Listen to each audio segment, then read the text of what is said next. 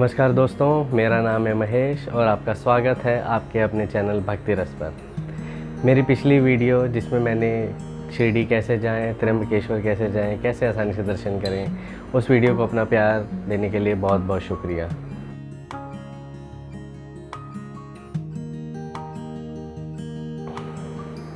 अपने आने वाली वीडियोस में अब मैं आपको भारत में स्थित 12 ज्योतिर्लिंग, उनके पीछे क्या रहस्य है, क्या कहानी है उनकी, उसके बारे में जानकारी दूंगा।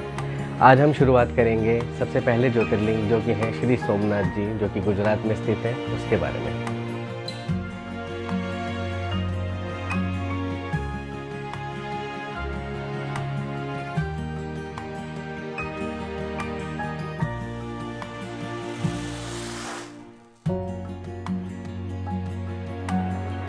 तो आइए सबसे पहले यह जानते हैं कि ज्योतिर्लिंग और शिवलिंग में क्या अंतर होता है। शिव महापुराण की कथा के अनुसार एक बार श्री विष्णु और श्री ब्रह्मा जी में ठन गई कि हम में से श्रेष्ठ कौन है। उसी समय महादेव प्रकट हुए और वो एक बहुत बड़ी ज्योति के रूप में प्रकट हुए जिसने ज्योतिर्लिंग का रूप लिया। उस रूप का सामना दोनों ही देवगण नहीं कर पाए, ना ब्रह्मा जी और ना ही विष्णु जी, और तभी से ही ज्योतिर्लिंग की स्थापना हुई।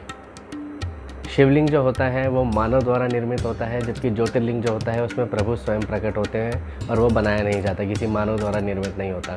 जबकि शिवलिंग जो है वो दोनों रूप में हो सकते हैं, स्वयंभू भी हो सकते हैं और मानव द्वारा निर्मित भी हो सकते हैं। सोमनाथ ज्योतिर्लिंग गुजरात के सौराष्ट्र में स्थित है। दक्ष प्रजापति जी ने अपनी सभी 27 पुत्रियों का विवाह चंद्रदेव के साथ किया। चंद्रदेव भी दक्ष पुत्रियों को पाकर बहुत प्रसन्न थे तथा दक्ष पुत्रियां भी इतने अलौकिक चंद्रमा के साथ विवाह करके बहुत प्रसन्न थी। परंतु चंद्रदेव का रोहिणी के साथ अधिक स्नेह था। वह उन्हें अधिक आदर सम्मान भी देते थे तथा उनके साथ स्नेह भी ज़्यादा करते थे। यह बात बाकी रानियों को, बाकी उनकी पत्नियों को अच्छी नहीं लगती थी।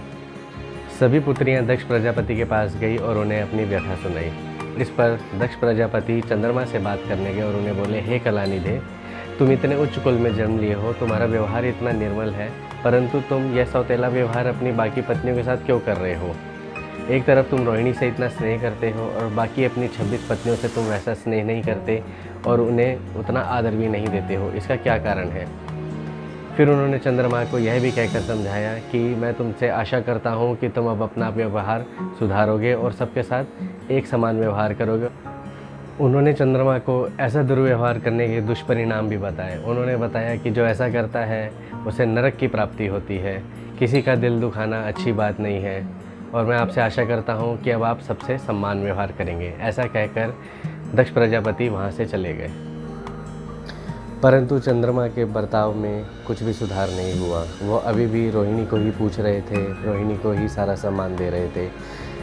दुखी होकर बाकी पत्नियों ने फिर से जाकर अपने पिता दक्ष प्रजापति को जाकर सारा वृतांत सुनाया। उसके बाद दक्ष प्रजापति जी फिर गए चंद्रमा को समझाने के लिए। उन्होंने नीतिपूर्वक तरीके से चंद्रमा को समझाया, परंतु चंद्रमा नहीं समझे। उन्होंने कई बार उनसे आग्रह किया कि वो सबके साथ समान व्यवहार करें, परंतु चंद्रमा कुछ नहीं समझे। क्रोध में आकर दक्ष प्रजापति ने चंद्रमा को श्राप दे दिया कि तुम्हें क्षय रोग हो जाए। दक्ष द्वारा श्राप देते ही क्षण भर में चंद्रमा क्षय रोग से ग्रसित हो गए। उनको क्षय रोग होते ही सारे संसार में हाहाकार मच गया। सारे देवता आपस में एक दूसरे से पूछने लगे कि अब कैसे चंद्रमा को ठीक किया जाए। उन्होंने कई ऋषि मुनियों की सहायता ली और बाद में यह उन्होंने सोचा कि चलो चलकर ब्रह्मा जी से सहायता मांगते हैं। फिर वह सारे एकत्रित होकर ब्रह्मा जी के पास गए। ब्रह्मा जी ने उन्हें एक उपाय बताया कि तुम जाकर एक अच्छे प्रभास क्षेत्र में शिवजी भगवान की तपस्या करो। वहाँ जाके तुम एक शिवलिंग स्थापित करो और महामृत्युंजय मंत्र का जाप करो, जिससे भगवान शिव अवश्य ही प्रसन्न होंगे, और अगर एक बार वो प्रसन्न हो गए तो फिर तुम्हें तुम्हारे क्षय रोग से जरूर मुक्ति दिला देंगे। ब्रह्मा जी की आज्ञा के अनुसार चंद्रदेव सभी ऋषि मुनियों के संरक्षण में और देवताओं के संरक्षण में प्रभास क्षेत्र चले गए, जहाँ पर जाकर उन्होंने भगवान शंकर का तप आरंभ किया। उन्होंने 10 करोड़ महामृत्युंजय मंत्रों का जाप किया और 6 महीने तक लगातार एक स्थान पर खड़े होकर तप करते रहे। उनकी इस कठोर तपस्या को देखकर भगवान शिव प्रसन्न हुए और उन्होंने आकर चंद्रदेव को दर्शन दिए। भगवान शिव शंकर ने चंद्रदेव से कहा, मांगो वत्स, क्या वरदान मांगते हो? चंद्रदेव ने उनसे कहा कि हे प्रभु, मुझे इस क्षय रोग से और प्रजापति जी के श्राप से मुक्ति दिला दीजिए। शिव शंकर बोले, देखिए मैं उनके श्राप से तो तुम्हें मुक्ति नहीं दिला सकता, मगर हाँ मैं तुम्हारी भक्ति से बहुत प्रसन्न हूँ और मैं उसका प्रभाव कम कर सकता हूँ। तो मैं तुम्हें वरदान देता हूँ कि तुम कृष्ण पक्ष के दौरान तो तुम्हारा रूप है वो गिरता जाएगा और शुक्ल पक्ष के दौरान तुम अपने रूप में वापस आते जाओगे। तो मतलब एक पक्ष में तुम दिन प्रतिदिन गिरोगे और एक पक्ष में दिन प्रतिदिन तुम्हारा स्वरूप वैसा ही हो जाएगा। इससे तुम इस संसार में सम्मानजनक जीवन व्यतीत करने के लायक हो जाओगे। भगवान शंकर के इस वरदान से चंद्रमा बहुत प्रसन्न हुए। उन्होंने शिव भगवान की बहुत स्तुति करी और शिव भगवान भी उनकी भक्ति से प्रसन्न होकर स्वयं वहाँ ज्योतिर्लिंग के रूप में स्थापित हुए। तो ये थी कहानी कैसे सोमनाथ ज्योतिर्लिंग प्रकट हुए थे। लेकिन अब जो मैं आपको बताने जा रहा हूँ वो आप जानकर बहुत हैरान हो जाएंगे कि आज जो ज्योतिर्लिंग स्थापित है वहाँ पे वो असली नहीं है। जी हाँ, मुग़लों के आक्रमण के बाद सोमनाथ मंदिर कई बार टूटा है, कई बार। पूरा मंदिर का जो स्ट्रक्चर होता है, आप कहेंगे जो पूरा भवन होता है, उसको कई बार तोड़ा गया है और ख़ुद महमूद गज़नवी ने शिवलिंग को खंडित कर दिया था, उसे तोड़ दिया था। तो आज़ादी के बाद यह मंदिर फिर बना, शिवलिंग दोबारा स्थापित हुआ है। आइए हम अब आपको इसके बारे में पूरा विस्तार से बताते हैं। सर्वप्रथम एक मंदिर ईसा के पूर्व में स्थित था। उसका पुनर्निर्माण वल्लभ के राजाओं मैत्रों ने किया। 8वीं सदी में सिंध के अरबी गवर्नर जुनायद ने इसे पुनः नष्ट करने के लिए अपनी सेना भेजी।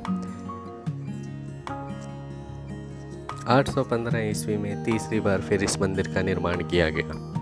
एक अरबी यात्री अल बरूनी ने अपने कथा वृतांत में इस मंदिर की समृद्धि और वहाँ पे पड़ी संपत्ति का जिक्र किया, जिससे प्रभावित होकर महमूद गज़नवी ने सन 1026 में 5000 अपने साथियों के साथ मिलकर इस मंदिर पर आक्रमण किया और वहाँ की सारी संपत्ति लूट ली। कहा जाता है उस समय मंदिर में 50,000 श्रद्धालु भी थे और बहुत बड़ा दिन था वो, और उन सबको भी वहाँ पर कत्ल कर दिया गया। गुजरात के राजा भीम और मालवा के राजा ने इसका पुनर्निर्माण किया, लेकिन इसे 5वीं बार फिर गिरा दिया गया जब दिल्ली सल्तनत ने गुजरात पर कब्जा किया। मंदिर का फिर पुनर्निर्माण करवाया गया, लेकिन 1706 में औरंगजेब ने इसे फिर गिरवा दिया। उसके बाद इस मंदिर का दोबारा निर्माण नहीं हो सका। कहा जाता है कि महमूद गज़नवी ने जिस शिवलिंग को खंडित किया था वही असली शिवलिंग था। उसके बाद हर वर्ष उसी जगह पर शिवलिंग को पुनर्स्थापित किया गया, परंतु बार बार वह मुग़लों द्वारा तोड़ दिया गया। कहा जाता है कि आगरा किले में रखे देव द्वार सोमनाथ मंदिर कहीं है। महमूद गज़नवी ने जब उसको लूटा था तो जाकर उसे आगरा के किले में रखवा दिया गया था। जो आज हम मंदिर देख रहे हैं उसके निर्माण में सरदार वल्लभ भाई पटेल का बहुत बड़ा हाथ है। उन्होंने ही सन 1950 में संसद में प्रस्ताव पारित कराकर सोमनाथ मंदिर बनाने के लिए अनुमति ली थी। उसके बाद 11 मई 1951 को डॉक्टर राजेंद्र प्रसाद ने और सरदार वल्लभ भाई पटेल ने मिलकर ज्योतिर्लिंग का शिलान्यास किया था। मंदिर निर्माण में कई वर्ष लगे और 1995 में यह राष्ट्र को समर्पित किया उस समय के राष्ट्रपति श्री डॉक्टर शंकर दयाल शर्मा ने।